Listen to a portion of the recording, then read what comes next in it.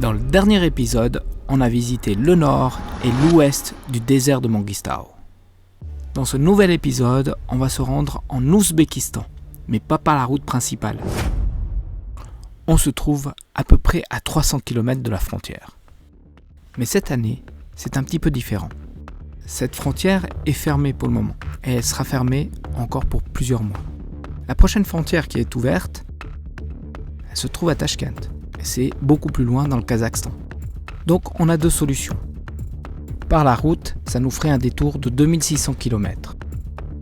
Au lieu de suivre la route, on va couper par les steppes pour emprunter une piste.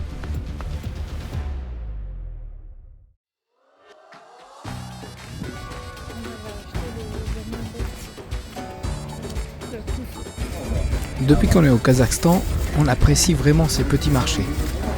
Alors on n'en trouve pas partout. Dans le Mangistau, c'était un peu plus difficile.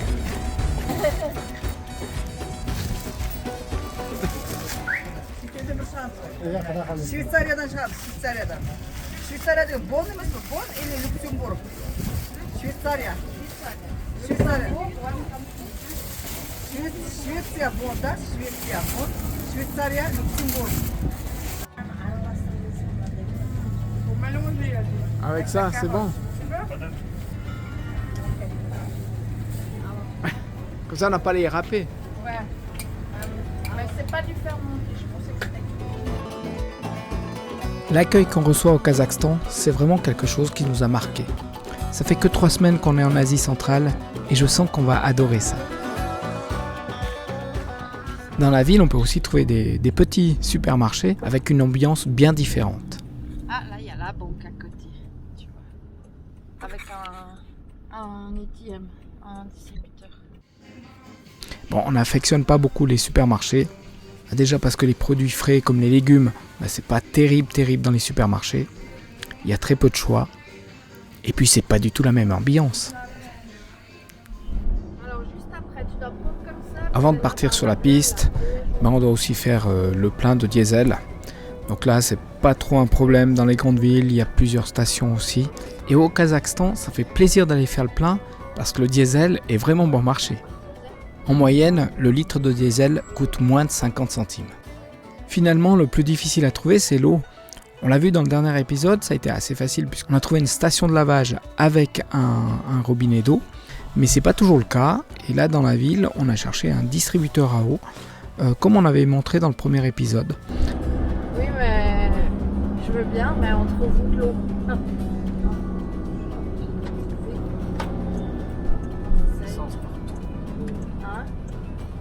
L'essence partout, mais on peut trouver de l'eau. Ouais. Donc il y a des distributeurs à eau potable. Il suffit de mettre quelques pièces et puis on peut recharger notre eau.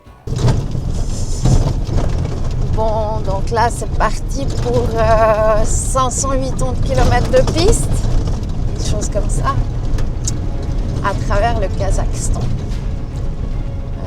Là, c'est pas très bien parti, parce qu'on nous avait dit qu'elle était en bon état, mais je crois que le début est plus accidenté, c'est ce qu'on constate, en tout cas, c'est ce qu'on constate. C'est pas terrible pour le moment, mais c'est que le début, donc ça devrait aller mieux après. Voilà. Bon, c'est Thierry qui commence à rouler, après on va s'intervertir les rôles de temps en temps. Voilà. On a le plein d'eau, on a le plein d'essence, on a le plein de nourriture. Il nous manque rien, juste le courage. Juste le courage, ouais. Puis on espère qu'on a assez avec le plein parce que bon, on a des jerrycans en plus, mais voilà. En principe, ça devrait aller.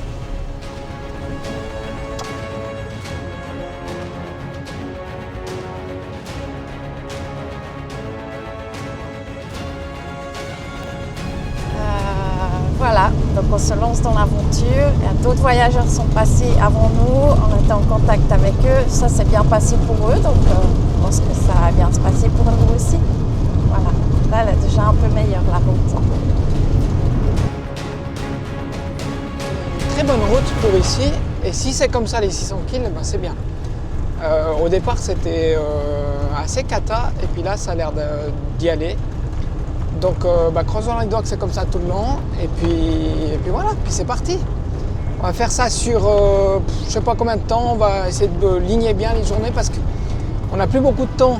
On avait le droit qu'à un mois pour rester ici au Kazakhstan, et on n'a plus beaucoup de temps pour passer de l'autre côté, puis encore de la route. Donc voilà, on n'est pas en avance.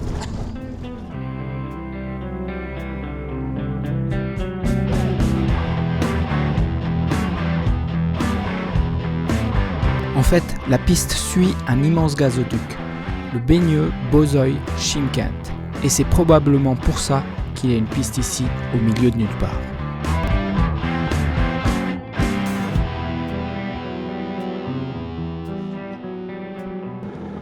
Mais salut!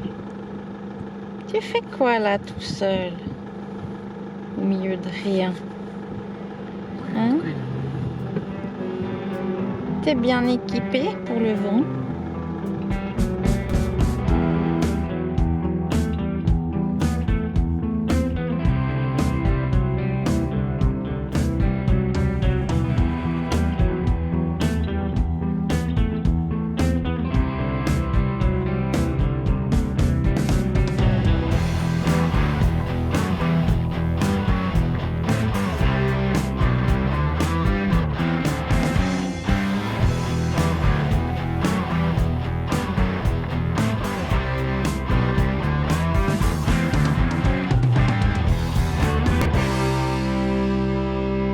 De temps en temps, le camion nous refait le coup de la panne.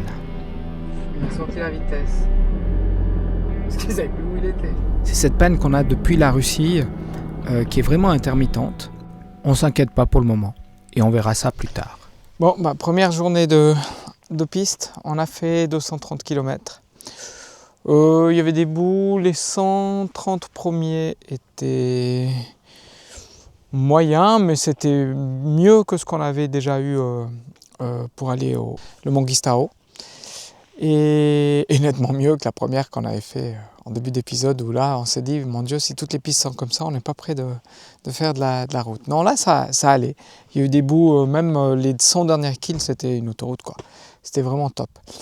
Et puis par contre, au paysage, c'est ça tout le long, donc on n'a pas filmé grand chose. Ça ne change pas. C'est des steppes, des steppes, des steppes. Enfin, des étendues comme ça. Donc demain matin, on va partir assez tôt et on va essayer de terminer tout demain si on arrive. Et puis si on gagne une journée en avançant bien, on va pouvoir profiter un peu plus avant de passer la frontière. Donc une bonne nuit de sommeil et puis on repart demain matin. Plus on avance, plus la piste devient sableuse. On commence à se rapprocher de la région de la mer d'Aral.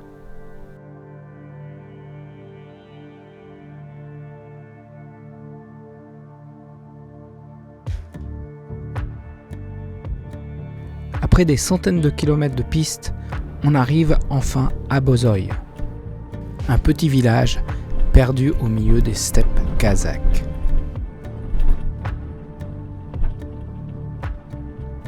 Ici, tout semble tourner au ralenti. Les rues sont désertes. Quelques maisons, des stations-service qui semblent désaffectées et des enfants qui jouent au bord de la route et qui nous regardent passer. On se demande quel est le quotidien de ces villageois loin de tout.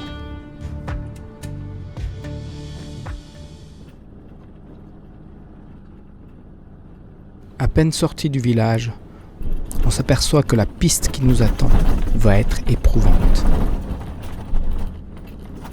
Des kilomètres de tôle ondulée.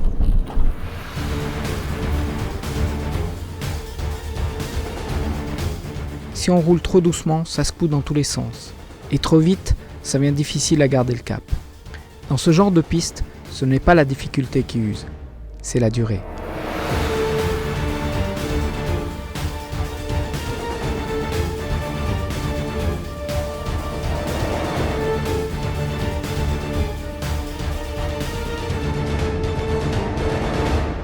On vient de s'apercevoir qu'on a certainement une casse. Là, j'ai pas mal d'huile qui a coulé. Et c'est la merde. Il nous reste en tout cas 200 km avant d'aller. Et pour aller faire contrôler ça, j'espère que c'est pas une grosse fuite. Et puis j'espère qu'on peut avancer. Ça vibre, ça vibre, ça vibre. Finalement, je préfère quand c'est une piste moins route. Mais voilà, on a fait un bon bout ce matin aussi d'une piste où on a été sur du sable. Et là, c'était top. On va essayer de finir la piste aujourd'hui, comme ça, s'il y a une fuite, au moins, on se rapproche d'un garage.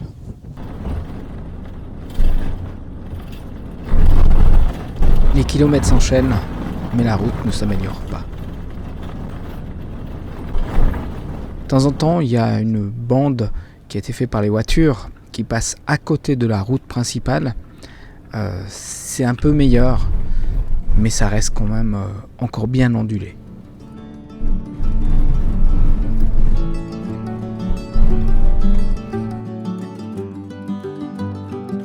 Heureusement, de temps en temps, on s'arrête pour pouvoir admirer ces chevaux.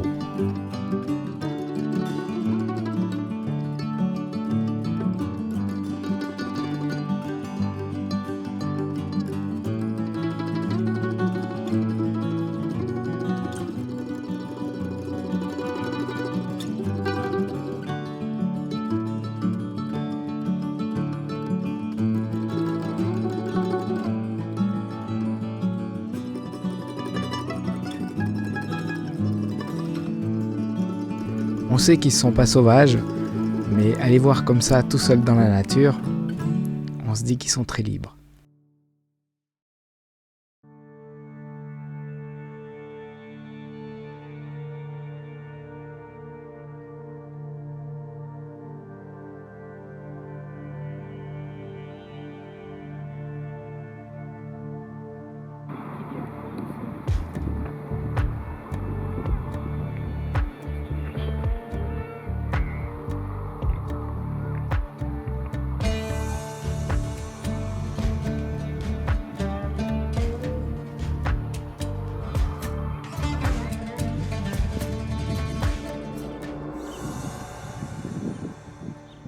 Bon voilà, on a terminé la piste. Donc ça s'est bien passé. C'est vrai que les derniers kilomètres, quand je dis dernier, c'est les dernières centaines de kilomètres, c'est atroce, c'est fatigant et voilà, c'est un marteau-piqueur tout le temps. Donc voilà. Le reste, c'était quand même une belle piste à faire, moins difficile que ce qu'on avait imaginé. D'ailleurs, on l'a fait beaucoup plus vite que ce qu'on pensait le faire. On a fait 13 heures, donc ça a été. Et puis là, je regarde, ça coule encore un petit peu. Honnêtement, je ne sais pas ce que c'est. Donc on va aller trouver un garage et puis se poser.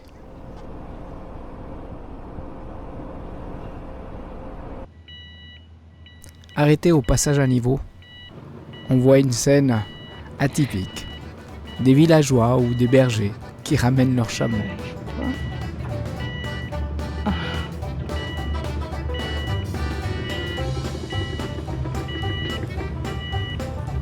Il faut dire qu'ici, quand on s'arrête à un passage à niveau, il faut prendre son mal en patience, car les trains sont extrêmement longs. D'ailleurs, je vais accélérer la vidéo, comme ça dure un peu moins longtemps.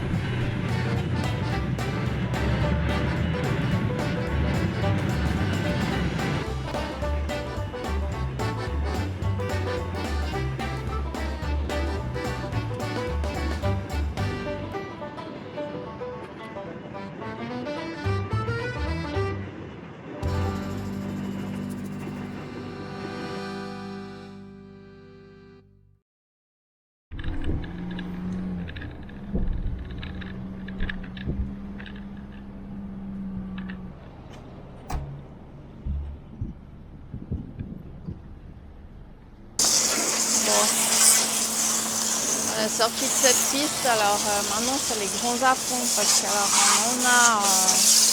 on en a une bonne couche Et puis il y en a autant dedans que dehors.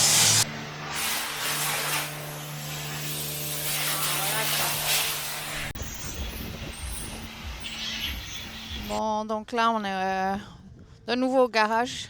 On a pas mal tourniqueté dans la ville. Bon, en plus aujourd'hui c'est vendredi, donc il y en a pas mal qui sont fermés, c'est jour de mosquée. Mais là, celui-là, qu'on nous a conseillé, il est ouvert. Il est venu regarder. Ça a l'air de lui dire quelque chose. Donc, on va voir. Il est venu regarder puis il est reparti. Il est reparti. On ne sait pas plus. Le temps que je sorte. Bon, il y a des autres clients aussi qui sont là, alors on va attendre un peu. Bon, alors, il a trouvé assez vite ce que c'était. Il s'agit d'un joint de l'arbre de l'essieu. Qu'il faudrait remplacer, mais donc c'est pour ça je pense que ça fuit, c'est ce qu'on pensait aussi déjà hier, on disait peut-être ça fuit, voilà, ce joint il faut le changer et puis il n'est pas disponible dans la ville ici, donc il nous a indiqué la prochaine grande ville, Kizilorda. On va aller là-bas, il a dit que c'était pas dangereux de rouler comme ça va, qu'on pouvait aller jusqu'à là. Alors on va voir si on a plus de chance à Kizilorda. On vient de regarder, c'est 5h30 pour aller à Kizilorda. Il y a presque 500 km, 468 km. Donc voilà, ici c'est une autre dimension. C'est le bled d'à côté, c'est 500 km. Hein? C'est un peu ça. Bon, entre deux, c'est pas qu'il n'y a rien. Il va y avoir quelques micro-villages. Mais, ou en tout cas, ils n'auront pas de joint d'essieu. Donc voilà, c'est parti. Bon, c'est sur notre route, puisqu'on va à Tashkent. Ah là, il y a un chameau au bord de... C'est sur notre route, puisqu'on va jusqu'à Tashkent. Mais voilà, on devait de toute façon y aller. On va avancer.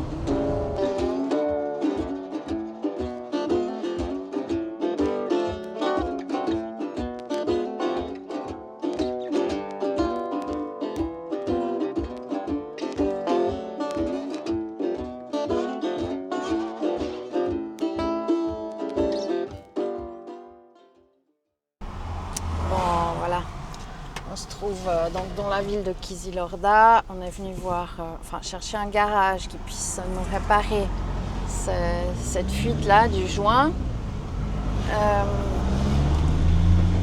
Et puis là, on a beaucoup de chance. Les gens sont vraiment adorables ici, dans le sens du service. Vraiment, ils ont envie d'aider. Là, on est passé à un garage, ils ont dit nous on ne peut pas faire, il nous a amenés dans un autre, mais il a dit non, ça va pas, il ne peut pas faire les véhicules lourds. Puis souvent c'est des petits garages, ils n'ont pas la hauteur non plus, soit la hauteur, soit ils n'ont pas les lifts pour lever un camion de 4 tonnes 6. Donc il nous a déjà amenés à l'autre, il nous conduit là devant, il nous ouvre la route. Et puis là, il est en train de nous amener ailleurs. Il a fait déjà plusieurs téléphones. Enfin, ils sont 2. Voilà, donc on est en confiance de trouver quelque chose. Bon, voilà, ils nous ont amenés dans un garage où ils connaissent les sprinters. En fait, c'est pas vraiment un garage, il a l'air d'une cour de maison. Et on a attendu quelqu'un qui venait, donc on est rentré. Et puis on l'a attendu 45 minutes. Donc on va voir si c'est ce joint, s'il faut changer. Il a un petit peu de peine à l'enlever, mais ça a l'air d'aller. C'est pas une grosse panne, c'est pas mal de travail, beaucoup de démontage. Et ici la main d'œuvre est vraiment bon marché, donc avec 20 €, on s'en sort. Une fois le camion réparé, on sort de la ville, on fait un bout de route et on cherche un endroit pour se poser pour la nuit. À peine posé, non loin du village, 2 jeunes ados arrivent sur un cheval. YouTube? Yes, là. Video. Tam. QR code pas? Tam. Yes. QR code? Terus ke Uzbekistan kah? Uzbekistan, tamam. Şimdi başladı. Да. Sido awalan ande asal koy. On reprend la route dès le matin, direction l'Ouzbékistan. grand chose, non, ouais, c'est rural. Là-bas aussi, il y a une vieille machine.